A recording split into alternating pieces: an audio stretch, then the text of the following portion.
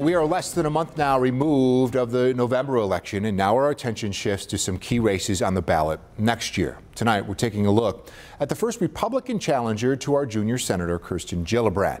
Billionaire businessman Josh Eisen in Buffalo today, announcing his candidacy here in Niagara Square. Eisen is from the New York City area and owns professional services companies. Right now, he is the only Republican candidate running against the Democrat incumbent in Gillibrand. Eisen paying a visit to the Queen City, discussing a wide range of issues, including the local economy. He says his business experience will allow him to find practical fixes to problems that he says have plagued New York State for years. Joining me now, our political analyst Bob McCarthy. So Bob, Josh Eisen running for Kirsten Gillibrand's spot there, the seat in the U.S. Senate. What kind of a chance does a Republican have in a, predominantly blue state in many ways? Jeff, this is a very heavy lift for Josh Eisen. I mean, just think of this. Kirsten Gillibrand has all the advantages of incumbency, which are significant to begin with money, with organization, and most importantly, 3.5 million more Democrats than Republicans in New York State. This is going to be tough. No Republican has won statewide office in New York since 2002, and Democrats outnumber Republicans by more than 3 million voters. But that isn't stopping Eisen's quest for Kirsten Gillibrand's seat in the U.S. Senate. The Democrats have implemented a world of failed policies that right now are just no longer defensible.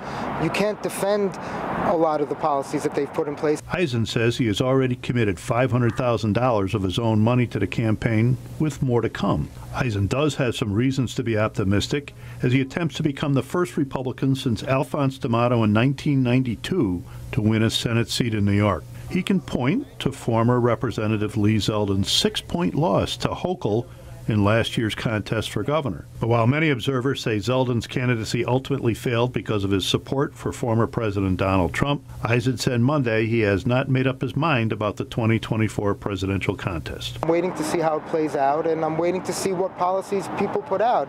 I think we live in a world today where a lot of people are signaling and pointing to where they might stand and what they might do, and I'm waiting to see who's got real ideas. Eisen is closely associated with former New York Governor George Pataki, a moderate and the last Republican to win statewide. The GOP has also registered major gains for offices in Nassau and Suffolk counties, and last year picked up 4 House seats that helped flip the House from Democrats. All right, Bob, joining us once again. How does he pull this off? How could he pull this off? Well, anything can happen, Jeff. It looks like he's got some money and he'll be able to probably attract some more, but what he probably really needs is an issue, right, just like Lee Zeldin had in last year's race for governor. He really honed in on crime, and it really connected. So maybe if he comes up with something like that and it connects with voters, maybe he'll pull something off. We'll see. All right, something to watch. Political analyst Bob McCarthy. Bob, thanks for being with us today. You bet.